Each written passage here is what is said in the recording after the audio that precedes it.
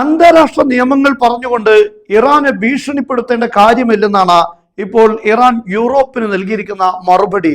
Hormuz കടലിടുക്ക് അടക്കുക, അതുപോലെ അവിടെ ടോൾ പിരിവ് ഏർപ്പെടുത്തുക തുടങ്ങിയ കാര്യങ്ങളെ വിമർശിച്ചുകൊണ്ടാണ് യൂറോപ്പ് രംഗത്ത് വന്നത്.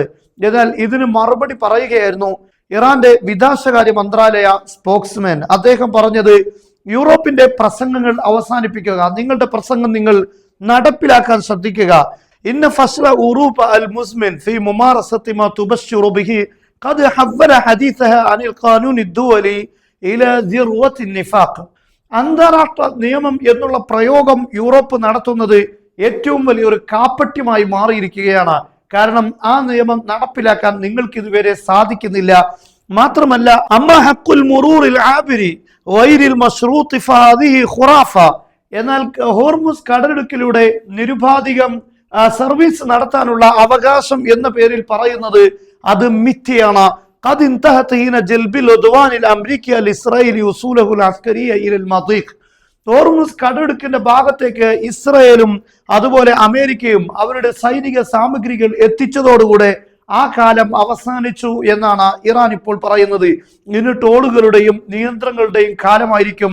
മാത്രമല്ല, ഈ അന്താരാഷ്ട്ര നിയമം പറയുന്നിടത്ത് ഇറാൻ മറ്റൊരു പ്രധാനപ്പെട്ട മറുപടി കൂടെ നൽകുന്നുണ്ട്.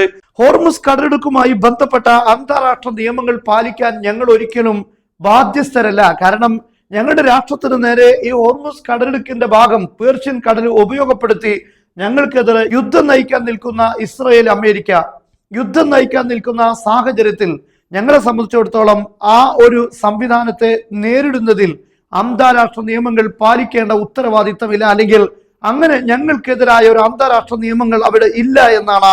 ഞങ്ങളുടെ സ്വയം സുരക്ഷയ്ക്ക് വേണ്ടിയാണ് ഈ കാര്യങ്ങൾ ഞങ്ങൾ ചെയ്യുന്നത്. അതുകൊണ്ട് അന്താരാഷ്ട്ര നിയമങ്ങളൊന്നും ഇവിടെ ഞങ്ങൾക്ക് എതിരല്ല എന്ന വ്യക്തമായ മറുപടിയാണ് ഇപ്പോൾ യൂറോപ്പിന് ഇറാൻ നൽകിയിരിക്കുന്നത്. കഴിഞ്ഞ ദിവസമാണ് ഇറാൻ ഹോർമുസ് കടലിടുക്ക് പൂർണ്ണമായി അടച്ചതായി പ്രഖ്യാപിച്ചത്. നമുക്കറിയാം, ഹോർമുസ് കടലിടുക്ക് തുറന്നതായി ഇറാൻ അറിയിക്കുകയും അമേരിക്ക വെടിനിർത്തൽ കരാറിൽ പ്രധാനമായി പറയപ്പെട്ട ലെബനാൻ വെടിനിർത്തൽ അടക്കം അവർ പാലിച്ച സാഹചര്യത്തിൽ ഇറാൻ എല്ലാ കൊമേഴ്ഷ്യൽ കപ്പലുകൾക്കും ഹോർമുസ് കടലിടുക്ക് വഴി കടന്നു പോകാനുള്ള അനുമതി നൽകിയിരുന്നു. എന്നാൽ ട്രംപ് ഇറാനെതിരെ ഇറാന്റെ കപ്പലുകൾക്കും അതുപോലെ തന്നെ പോർട്ടുകൾക്ക് നേരെ ഉപരോധം ഏർപ്പെടുത്തിയതോടുകൂടെ വീണ്ടും ഇറാൻ അടക്കുകയായിരുന്നു. എന്നാൽ ഇത്തരത്തിലുള്ള ഒരു നീക്കത്തിനെതിരെയാണ് ഇപ്പോൾ യൂറോപ്പ് രംഗത്ത് വന്നത്. യൂറോപ്പിനുള്ള ശക്തമായ മറുപടിയാണ് ഇറാന്റെ ഭാഗത്ത് ഇപ്പോൾ ഉണ്ടായിരിക്കുന്നത്. എന്തായിരുന്നാലും യുദ്ധം ഓരോ ദിവസവും ഗുരുതരമായ സാഹചര്യത്തിലേക്ക് നീങ്ങുന്നു എന്ന് തന്നെയാണ് ഇതെല്ലാം നമ്മളെ ബോധ്യപ്പെടുത്തുന്നത്.